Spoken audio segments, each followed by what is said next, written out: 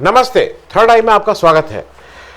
आज थोड़ी बात कर लें जो दिल्ली सरकार को चलाने के लिए एक जो नया कानून केंद्र सरकार ला रही है। ये जो दिल्ली सरकार का बिल है, कल उसको अमित शाह साहब ने संसद में इंट्रोड्यूस कर दिया। अब चूँकि सारा संख्या बल उनके पास है, लोकसभा में तो कोई दिक्कत नहीं है, लोकसभा में बहुत आराम से पास हो जाएगा। और अब राज्यसभा में भी चूँकि बीजू जनता दल और वाईएसआर कांग्रेस ये दोनों लोग आ गए हैं, तो अब राज्यसभा में भी पास होने में कोई दिक्कत नहीं है। तो अब महज फॉर्मेलिटी रह गई है। ये बिल मतलब ऑर्डिनेंस तो चल ही रहा था, ये बिल को अब कानून बनने में।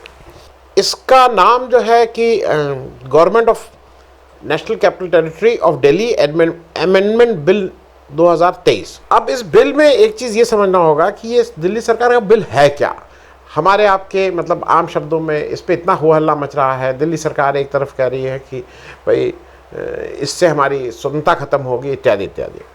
तो पहले तो ये समझ लीजिए कि बिल क्या है। बहुत आसान चीज़ों में बताऊँ, मैं टेक्निकलिटी में नहीं जा रहा हूँ। हुआ ये कि आप लेफ्टिनेंट गवर्नर से जब से आम आदमी पार्टी की सरकार आई है, अभी से नहीं, पिछले जब उसका टर्म चल रहा था तब भी केंद्र सरकार लेफ्टिनेंट गवर्नर के थ्रू उस पर कंट्रोल करना चाहते हैं। निर्णय वो नहीं ले सकते हैं, बहुत सी चीज़ों में उनकी स्वायत्ता नहीं है इत्यादि इत्यादि।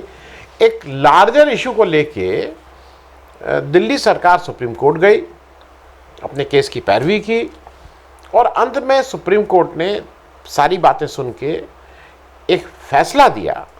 और उस फैसले में ये कहा गया कि अंतिम निर्णय, मैं लार्जर बात बोल रहा हूँ, मैं उसके बाल की खाल में नहीं जा रहा हूँ, कि अंतिम निर्णय हरदम चुनी हुई सरकार जो होती है उसका अधिकार क्षेत्र में होगा, न कि लेफ्टिनेंट गवर्नर और उसके अधिकारियों के। मोटी बात ये थी कि इलेक्टेड रिप्रेजेंटेटिव या चुने हुए जो लोग हैं उनकी जवाबदेही सीधे सीधे वोटर कैसे होती है, लेफ्टिनेंट गवर्नर और अधिकारियों की कोई जवाबदेही नहीं है। तो मोटा जो प्रिंसिपल था ये था। लेकिन अब केंद्र सरकार डबल इंजन की बड़ा वाला इंजन आगे लगा हुआ है, उसने तुरंत इसको चेंज करने के लिए एक ऑर्डिनेंस ले आए और उस ऑर्डिनेंस के बाद अब ये बिल की शक्ल में, जिससे कानून बन जाए, ये बिल संसद में इंट्रोड्यूस हो गया है। अगर आपको ये एक चीज़ और याद दिला दूं कि इसी बिल के पक्ष में कि आप मेरे साथ आएंगे कि नहीं आएंगे, केजरीवाल साहब ने काफ़ी कांग्रेस के साथ मतलब इसको कहते हैं ना, कभी गुस्सा कभी वो हो रहे थे कि आप मेरे साथ आइए, अभी बोलिए, ये सब कर रहे थे। खैर, वो काफ़ी कुछ चीज़ें सॉर्ट आउट हो गई हैं। अब ये केंद्र सरकार का बिल कहता क्या है? ये कहता है कि दिल्ली को चलाने के लिए 3 मेंबर अथॉरिटी होगी। पहले वो कमेटी था, लेकिन अब जब बिल में उसको अथॉरिटी कहा गया है। उस अथॉरिटी के ex officio chairman chief minister of Delhi रहेंगे और उसमें 2 मेंबर और होंगे जो केंद्र सरकार द्वारा नियुक्त किए जा रहे हैं। उसमें एक chief secretary government of Delhi है जो केंद्र सरकार नियुक्त कर रही है, वो उसके मेंबर होंगे। और प्रिंसिपल सेक्रेटरी होम, जिनको अगेन केंद्र सरकार नियुक्त कर रही है, वो उसके मेंबर सेक्रेटरी होंगे। तो 3 लोगों की एक कमेटी होगी। इसमें 2 अहम बातें ये हैं कि ये मान लीजिए इसने कोई निर्णय करके एलजी के पास भेजा, लेफ्टिनेंट गवर्नर के पास, कि भाई ये निर्णय अब इसको आप, तो एलजी के पास ये अधिकार है कि वो इसको वापस करे और कहे आप इसको रिकंसिडर कीजिए। दूसरी बार भी अगर लेकिन इन्होंने फिर से वही निर्णय बिना उसके एलजी के पास भेजा, तो एलजी के पास ये अधिकार है कि वो इस अथॉरिटी के द्वारा दिए हुई रिकमेंडेशन को न माने। तो कहने को तो एक अथॉरिटी बनाई, लेकिन उस अथॉरिटी के हाथ पैर भी काट दिएगा, उसके पास कोई अथॉरिटी है ही नहीं। और ये सिर्फ इसलिए नहीं है, अगर वो सर्वसम्मति से, कोई स्प्लिट नहीं कि 2 और 1 है, तीनों लोग भी अगर एक साथ निर्णय दें, तब भी वो लेफ्टिनेंट गवर्नर अगर चाहेगा तो उस निर्णय को नहीं मानेगा, उस निर्णय को पलट सकता है। तो for all practical purposes lieutenant governor की अथॉरिटी, लेफ्टिनेंट गवर्नर की एग्जीक्यूशन वाला जो रोल है, वो इन लोगों के से ऊपर रहेगा। अब ये तो एक बात हो गई। दूसरी बात समझ लीजिए कि इसका कोरम 3 लोग हैं, 2 लोग भी हो जाएंगे तो इसका कोरम पूरा हो जाएगा। और उन 2 में ज़रूरी नहीं कि चीफ मिनिस्टर हो, मतलब अगर चीफ मिनिस्टर नहीं भी हैं तो बाकी 2 मेंबर सेक्रेटरी, मतलब प्रिंसिपल सेक्रेटरी होम और चीफ सेक्रेटरी मिलके भी निर्णय ले सकते हैं। चीफ मिनिस्टर की कोई जरूरत नहीं कि वो ये नहीं कि उस कोरम में एक उनको रहना ही रहना है। अब इस पे आज पी चिदम्बरम साहब ने एक अच्छा ट्वीट किया है। उन्होंने जो लब्बो लुआब उनका कहना ये था कि ये जो चुने हुए मंत्री लोग हैं जो उस प्रोसेस से आते हैं वो इन अधिकारियों के अधीनस्थ होंगे, मतलब अधिकारियों की सुप्रीमेसी को ये बिल फाइनल कर रहा है। अब इस बिल के जब ये यहाँ पे आ गया उसके बाद वाईएसआर कांग्रेस ने पहले ही कह दिया था कि वो बिल का समर्थन करेगी। कल बीजू जनता दल नवीन पटनायक साहब वाली उसने भी कह दिया कि हम भी इस बिल का समर्थन करेंगे। अच्छा, इससे पहले जो बीआरएस या टीआरएस बोलिए, बीआरएस अब उसका नाम बीआरएस है, के चंद्रशेखर राव साहब ने इस बिल के विरोध में अपना बात कही थी। उन्होंने साफ साफ कहा था कि मैं इसके विरोध में खड़ा हूँ, और उन्होंने उस समय खड़गे जी और इन सबको कुछ कांग्रेचुलेट भी किया था।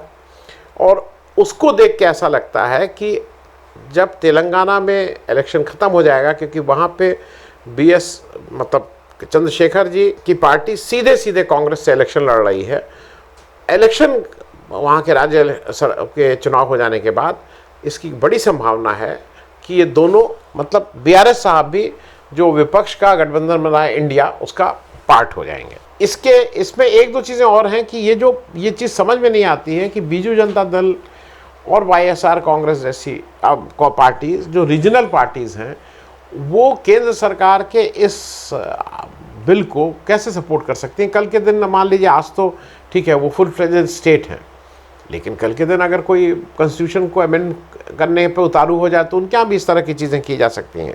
एक चीज़ लेकिन इनके इस निर्णय से बीजू जनता दल और वाईएसआर कांग्रेस से हो गया कि अब बिल्कुल कौन एनडीए के साथ अलाइंड है, कौन इंडिया के साथ अलाइंड है, ये स्पष्ट होता जा रहा है देश के सामने भी। क्योंकि जो बिल है वो समहाउ एनडीए वर्सेस इंडिया बन गया है। क्योंकि ये एक मतलब हालांकि वो उन्होंने किया नहीं और उसको माना नहीं गया था, लेकिन अल्टीमेटली अरविंद केजरीवाल साहब का ये कहना था कि राज्यसभा में जितनी विपक्ष की पार्टियां हैं वो सब एक प्लेटफॉर्म पे आएं और इसका विरोध करें, और वो हो रहा है। मतलब जितने विपक्ष की गठबंधन की इंडिया की पार्टीज़ हैं उन सबको एक उस पर आना है। अब जरा मैं एक दो चीज़ें आपको और बता दूं। वोट प्रतिशत के हिसाब से जो देश की पहली 20 पार्टीज़ हैं उसमें सारी पार्टीज़ या तो एनडीए के साथ अलाइंड है या इंडिया के साथ अलाइंड है, निम्नलिखित 4 पार्टीज़ को छोड़ के। वो 4 पार्टीज़ कौन कौन सी हैं? अच्छा, ये जो तीनों पार्टी जो वाईएसआर कांग्रेस, बीजू जनता दल और हमारी बीआरएस है, इन सबकी तीनों की सरकारें हैं, तीनों के मुख्यमंत्री हैं। अब ये जो 20 में से 4 पार्टीज़ जो किसी के साथ अलाइन नहीं है, उसमें वोट की दृष्टि से 2019 के इलेक्शन में 4 नंबर की पार्टी बीएसपी है, जिसको 2019 में 3.63% वोट मिले थे पूरे इंडिया में, और उसके पास 10 सीटें हैं लोकसभा में। 9 नंबर की पार्टी तेलुगु देशम है, उसको 2.04% वोट मिले थे, उसके पास 3 सीट हैं लोकसभा में।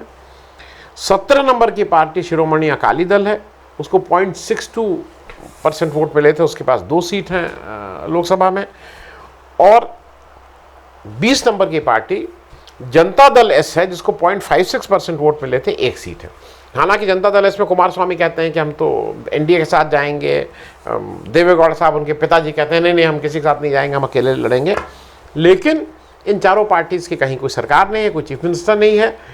और आज की तारीख में जैसे द थिंग्स स्टैंड, उससे ऐसा लगता है कि तेलुगु देशम को आंध्र प्रदेश में शायद अपने को एनडीए के साथ अलाइन करना पड़ेगा। अब 2024 के चुनाव में थोड़ा एक चीज़ समझ लीजिए क्या दृश्य है। ये एनडीए वर्सेस इंडिया होने जा रहा है। इसको चाहे मोदी जी कुछ कहें कि नहीं इंडिया नाम मत लो, अपने एमपी से कह रहे हैं कि नहीं इंडिया मत बोलो विपक्ष के, उनको यूपीए बोलो, वो कुछ कहें, लेकिन वो एनडीए वर्सेस इंडिया होगा ही होगा, क्योंकि ये बाई एंड लार्ज मैसेज काफ़ी जगह तक चला गया है।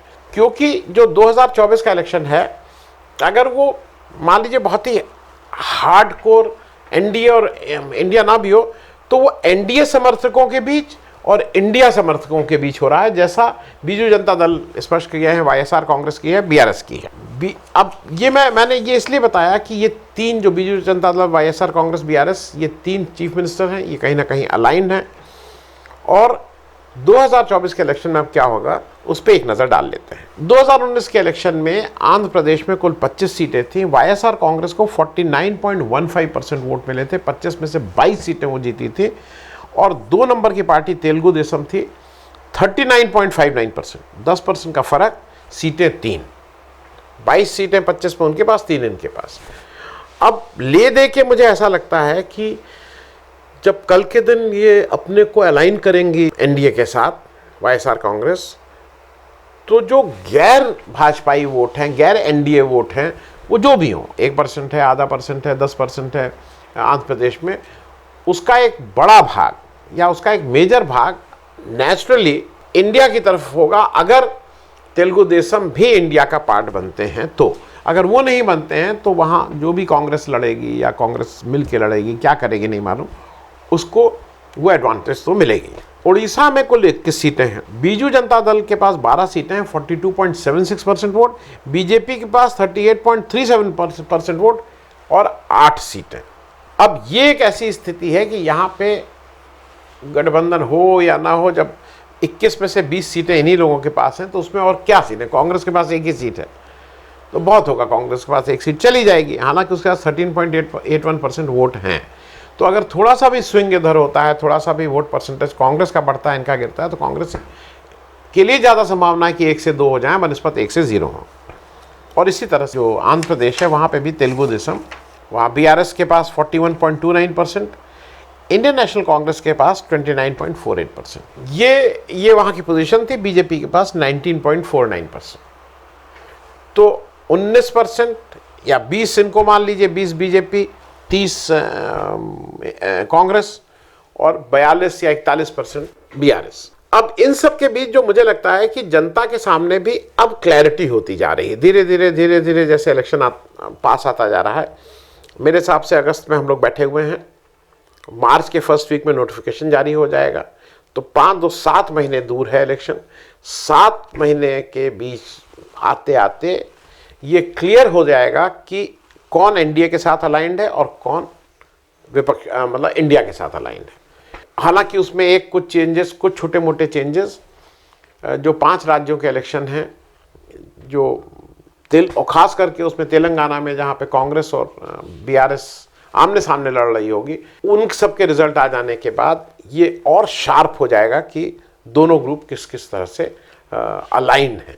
ले दे के मुझे ऐसा लगता है कि आज की स्थिति में, क्योंकि ये जो बिल तो पास हो रहा ही है, तो इसमें कोई ऐसी एडवांटेज बीजेपी को नहीं मिली है, लेकिन लॉन्ग टर्म में चाहे वो बीजेडी हो और चाहे वो वाईएसआर कांग्रेस हो, और कुछ हद तक अगर आप कहें तो मैं बीआरएस का नाम लूंगा, लेकिन बीआरएस का नाम दूसरे तरह से लिया जाएगा।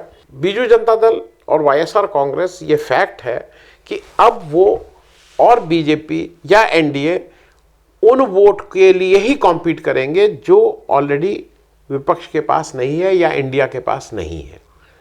और ऐसा कोई वोट जो किसी भी कारण से एनडीए से नाराज है या एनडीए की एंटी इनकम्बेंसी है या जो भी कारण है, अगर वो शिफ्ट होता है, वो नॉन एनडीए में जाता है, तो अब ऐसा नहीं लगता है कि अगर वो एनडीए या इनसे शिफ्ट हो रहा है तो वो बीजू जनता दल या वाईएसआर में आएगा। वो इन दोनों को छोड़ के, बीजेपी को छोड़ रहा है तो इनको भी छोड़ रहा है, वो इनके पास नहीं शिफ्ट हो रहा है, वो चला जाएगा मेरे हिसाब से इंडिया वाले गठबंधन में। और ऐसी स्थिति में इंडिया के लिए एडवांटेज होगी। ये भी एक अच्छाई ये है कि अभी संसद में अगर आप देख लीजिए तो ये मेरे ख्याल में ये शायद लास्ट सत्र हो, और इस समय कौन किसके साथ कहाँ कैसे खड़ा है ये भी देखने वाली बात होगी। ईडी सीबीआई कैसे काम कर रहे हैं ये भी देखने वाली बात होगी। और एक चीज़ ये भी देखने वाली बात होगी कि अब इलेक्शन जब सामने दिख रहा है तो किस तरह से सांप्रदायिक हिंसा भड़क रही है, कि भड़काई जा रही है, कि रोका नहीं जा रहा है, चाहे वो मणिपुर हो, चाहे वो हरियाणा हो, चाहे वो बरेली हो, चाहे वो राजस्थान हो। अब इसको, क्योंकि चुनाव का मौसम जल्दी आ रहा है, इसको रोकने में जो पॉलिटिकल पार्टी, जो सांप्रदायिक हिंदू मुस्लिम करके जो इलेक्शन जीतने में जिसको महारत हासिल है, उसका इंटरेस्ट नहीं है कि इस तरह के दंगों पे रोक लगे, क्योंकि अगर दंगे ज़्यादा होते रहेंगे तो उनके वोट की फसल को बहुत ताकत मिलेगी और वोट की दृष्टि से उनको ज़्यादा वोट मिलेंगे। थैंक यू सो मच, धन्यवाद।